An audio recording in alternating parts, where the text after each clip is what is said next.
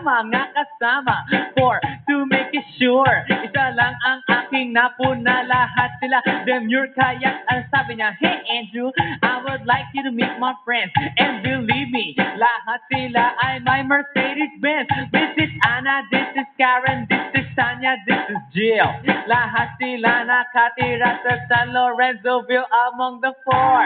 Kay Ana, ako na patingin. At pagkatapos ng si Ana ay biglang lumapit sa akin. Tinanong niya ako, hey Andrew, can I have your number too? Sumagot ako, 801-6722. Okay then, kami nag-party, yo, to the break of dawn. Umuwi ako ng bahay, then natulog ako maghapon. And you know, ako'y ginising, and talagang nasya, cause nag-ring ang aking phone. Kaninang 2 o'clock, so I got my wireless telephone. Ang sabi ko, hello?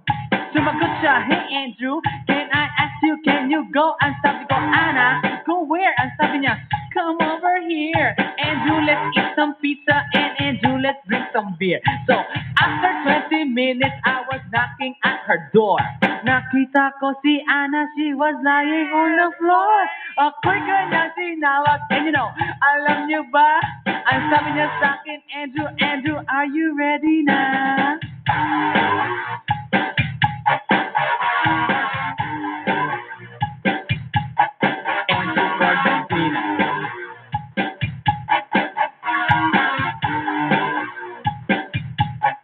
Pagkatapos nun, alam niyo ba? We went to the garage, and ang sabi niya sa akin, Andrew, can you give me a massage? Hinilot ko ang front, pati ang kanyang back. Then, Anna squeezed me tight, and then she gave me a smack. But ako'y biglang tinulak, so ako'y napaupo.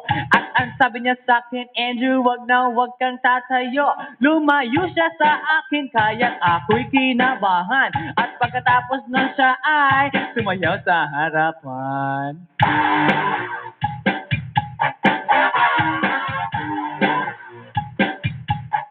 Andrew Ford Medina.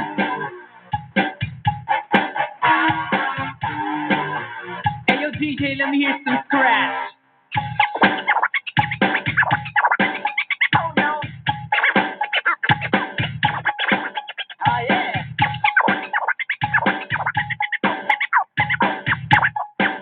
Oh no. Kaya yumakap siya sa akin at ako'y hinalikan. Nang gigigil siya sa akin, ayaw niya akong tigilan. At ang sabi niya, Andrew, I wanna make love with you. Can you do me a little favor? Can I always be with you? But ako'y biglang nagulat nang bumukas ang pinto. It was Anna's elder sister, so kami na pahinto. There was nothing we could do, it was a pain in the nasabihin ng kanyang ate, Anna, Anna, can I join?